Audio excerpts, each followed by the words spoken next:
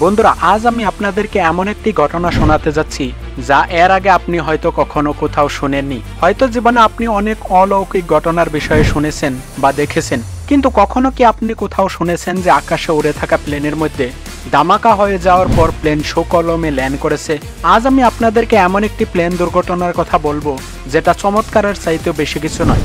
মাঝ আকাশে ব্লাস্ট হওয়ার পরেও প্লেন সুকলমে ল্যান্ড করে, যার ফলে প্লেনে যাত্রা করা ৩৬৯ জন প্যাসেঞ্জার প্রাণে বেঁচে যায়। তো চলুন বন্ধুরা, জেনে আসি সেই কান্টাস ফ্লাইট ৩০ সেদিন কি হয়েছিল আর কি করে ৩৬৯ জন প্যাসেঞ্জার তাদের মৃত্যুর দুয়ার থেকে ফিরে এসেছিল।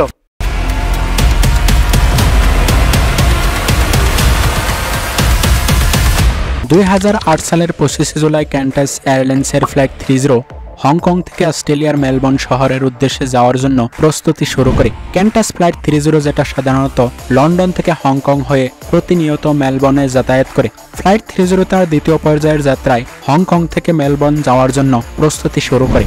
ফ্লাইট ৩০ ছিল একটা বোয়িং ৭৭ সিরিজের 438 প্লেন। এই প্লেন BHOJ কে নাম দিয়ে রেজিস্টার করা হয়েছিল। সেই দিন প্লেনে ৫৩ বছর বয়সের জন ফ্রান্সিস বার্টেল মেন ফ্লাইট ক্যাপ্টেনের দায়িত্ব পালন করে যাচ্ছিলেন। জন ফ্রান্সিসের প্রায় ২৫ বছর বিমান ওড়নের চৌকস অভিজ্ঞতা ছিল। এই ২৫ বছর অভিজ্ঞতার ৭ বছর সে রয়্যাল অস্ট্রেলিয়ান নেভিতে পাইলটের কাজ করেছিলেন। সেই দিন তার সাথে বার্ন ওয়ার্নিং হাউস আর পল টেবাক নামের ২ জন কো পাইলটও ছিলেন। এই ৩ জন পাইলট তাদের নিজের নিজের জায়গায় খুবই অভিজ্ঞ ছিল। এই ফ্লাইট রুটটা খুবই ব্যস্ত ফ্লাইট রুট। সেই দিন কান্টাস ফ্লাইট ৩০-তে ৩৪৬ জন প্যাসেঞ্জার আর ৯ জন ক্রু মেম্বার সহ সর্বমোট ৩৬৫ জন যাত্রী যাত্রা করে। ঠিক সকাল ৯টা বাজায় ফ্লাইট ৩০ হংকং থেকে যাত্রা শুরু করে। সবকিছুই ঠিকঠাক ছিল, টেক অফও স্বাভাবিক ছিল, প্লেনেও কিছু অসুবিধা ছিল না। উড়ানের কয়েক মিনিট পর প্লেন তার লিডিং অ্যালটিটিউড ২৯,০০০ ফুট উচ্চতায় উড়তে শুরু করে। আগত বিপদের বিষয়ে কেউরই জানা ছিল না, তাই সবাই শান্তি মনে যাত্রা শুরু করেছিল। কিন্তু উড়ানের প্রায় ১ ঘন্টা ১৭ মিনিট পর প্লেনের সবাই এক ভয়ঙ্কর বিস্ফোরণের শব্দ শুনতে পায়। বিস্ফোরণের পরই বিমানের কেবিনে এয়ার প্রেসার কমে যায়, যার ফলে প্লেনের অক্সিজেন মাস্ক সবারই সামনে জ্বলতে থাকে। তারপর প্যাসেঞ্জার আর প্লেন ক্রু তারা সবাই এটা দেখে যে যাত্রীদের ফ্লোরে একটা বিশাল গর্ত হয়ে গিয়েছে, আর ঠিক তেমনই একটা গর্ত কার্গো ডেকের বাইরের দেয়ালে হয়ে গিয়েছে। পায়ের নিচে খোলা আকাশ আর ডিকম্প্রেস কেবিনের কারণে যাত্রীদের মাঝে আতঙ্ক ছড়িয়ে পড়েছে। এই সময় যাত্রীদের শ্বাস নিঃশ্বাস নিতে কষ্ট হচ্ছিল। এদিকে পাইলট যখন জানতে পারে যে প্লেনে ছিদ্র হয়ে গিয়েছে, আর তারপর তখনই হঠাৎ করে প্লেনের অটো পাইলট সিস্টেম কাজ করা বন্ধ করে দেয়। প্লেন এদিক ওদিক ভাইব্রেট করতে থাকে, আর ফার্স্ট অফিসার তখনই প্লেনের কন্ট্রোল নিজের হাতে নিয়ে নেয় আর যাত্রীদের শান্ত মনে বসতে বলে। হঠাৎ করে আসা এই বিপদে পাইলট তার সাহসিকতা দেখিয়ে প্লেন কন্ট্রোল করায় ব্যস্ত থাকে, কিন্তু পাইলটের সামনে প্লেনের নানান ধরনের এরর মেসেজ আসতে শুরু করে। তারপরও পাইলট প্লেন কন্ট্রোল করায় ব্যস্ত থাকে।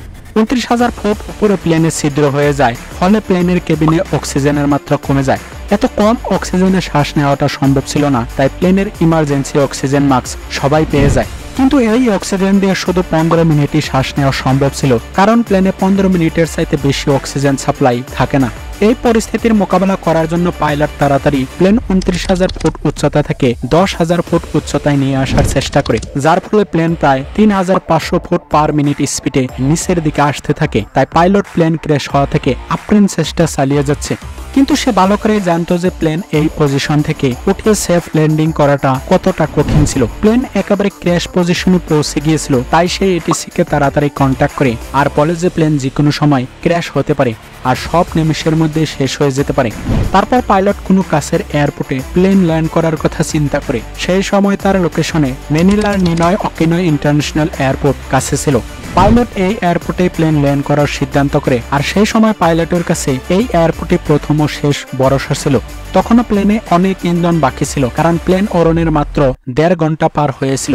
ইন্ধনের কারণে প্লেনের ওজন অনেকটাই বেশি ছিল, আর এত ওজন নিয়ে প্লেন ল্যান্ড করাটা অনেকটাই ঝুঁকিপূর্ণ ছিল। ক্র্যাশ ল্যান্ডিং হলে প্লেনে দ্রুত আগুন ধরে যেতে পারে, ফলে সবারই জীবন নিমেষের মধ্যেই শেষ হয়ে যেতে পারে। তাই প্লেনের পাইলট বাকি ইন্ধন বাতাসে ফেলে দেওয়ার সিদ্ধান্ত করে। পাইলট প্লেন নিয়ে যখন এয়ারপোর্টের দিকে আসতেছিল, তখন প্লেনের ককপিটে নানান ধরনের এরর সিগন্যাল শো হচ্ছিল, তাই যে কোনো সময় দুর্ঘটনা ঘটে যেতে পারত। কিন্তু পাইলট সেদিকে লক্ষ্য না করে তার প্লেন ল্যান্ডিং এ ফোকাস করতে থাকে। তারপর ম্যানিলা এটিসির সিগন্যাল ফলো করে পাইলট প্লেন নিয়ে এগিয়ে যেতে থাকে। আর ওদিকে কেবিনে যাত্রীরা এটা ভাবতে থাকে যে করেই হোক প্লেনটা যাতে এয়ারপোর্টে ল্যান্ড করে। তারপর কান্টাস ফ্লাইট 30 চমৎকারভাবে এয়ারপোর্টে ল্যান্ড করে। পাইলট সৌভাগ্যক্রমে কান্টাস ফ্লাইট 30 সব প্যাসেঞ্জার আর ক্রু মেম্বারের প্রাণ বাঁচিয়ে নিয়ে আসে। বন্ধুরা, এখানেই কাহিনী শেষ নয়। এই ব্লাস্ট কিভাবে হয়েছিল তা তো জানতেই হবে। তো চলুন বন্ধুরা, এটাও জেনে আসি। কান্টাস এয়ারলাইন্সের তরফ থেকে এই প্লেনের ইনভেস্টিগেশন করার জন্য অস্ট্রেলিয়ান ট্রান্সপোর্ট সেফটি ব্যুরো ATSBর একটি টিম মানিলা পাঠানো হয়। ইনভেস্টিগেশন টিম তার প্রথম পর্যায়ের ইনভেস্টিগেশনে এটা লক্ষ্য করে যে প্লেনের বাম সাইডের পাখার নিচে 1x1.5 মিটার ছিদ্র হয়ে গিয়েছে, যার ফলে প্লেনের আরো কিছু অংশ এয়ার স্পিডের কারণে ভেঙে গিয়েছে। আরও কিছু ইনভেস্টিগেশন করার পর ATSB লম্বা সময় নিয়ে 22 নভেম্বর 2010 সালে ফাইনাল রিপোর্ট জমা করে আর বলে যে কান্টাস ফ্লাইটের অপারেটিং সিস্টেমে ইমার্জেন্সির জন্য যে সিলিন্ডারগুলো রাখা হয়েছিল তার একটি সিলিন্ডার ব্লাস্ট হয়ে যায়, কেননা সেই সিলিন্ডার বাইরে সব সিলিন্ডার সেখানে মজুদ ছিল। তদন্তের সময় সেই সিলিন্ডারে শুধু একটা বাল্বই খুঁজে পাওয়া যায়, যার জন্য কি কারণে সিলিন্ডার ব্লাস্ট হয়েছিল তা এখন পর্যন্তও জানা সম্ভব হয়নি। তদন্তের সময় কান্টাস ফ্লাইট 30 অনেক দিন মানিলাতে রাখা হয়। তারপর বোয়িং কোম্পানি প্লেনটাকে রিপেয়ারিং করে এরপর 10 নভেম্বর মানিলা থেকে অস্ট্রেলিয়ার অ্যাবালন এয়ারপোর্টে নিয়ে যাওয়া হয়। সেখানে বাকি রিপেয়ারিং এর কাজ শেষ করে আবারও ফ্লাইট 30 উড়ানের জন্য তৈরি করে। কিন্তু 18 নভেম্বর আরেকটা প্লেনের সাথে সংঘর্ষ হয়ে প্লেনের অনেক ক্ষতি হয়ে যায়, তাই দ্বিতীয়বারের জন্য প্লেনটাকে রিপেয়ারিং করতে হয়। 15 জানুয়ারি 2009 সালে এটাকে আবারও চালাতে শুরু করে, কিন্তু বছরের শেষে এটাকে এভিয়েশন রুট থেকে রিটায়ার করে দেওয়া হয়। বন্ধুরা, আজ বিমান চলাচল প্রযুক্তি এতটাই উন্নত হয়ে গিয়েছে যে প্রযুক্তিগত এবং আবহাওয়ার সমস্যার কারণে কোনো বিমান ক্র্যাশ হওয়া প্রায় অসম্ভব। সারা বিশ্বে বিমান ভ্রমণের জন্য নিরাপত্তার যে রোলগুলি রয়েছে সেগুলো অত্যন্ত সতর্কতার সাথে অনুসরণ করা হয়। সেই কারণে বিমান যাত্রা আজ সবচেয়ে নিরাপদ যাত্রার মাধ্যম বলে বিবেচনা করা হয়।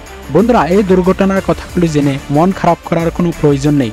তাই আপনার বিমান যাত্রা আপনি নিঃসন্দেহে উপভোগ করে যাত্রার মজা নিয়ে থাকেন।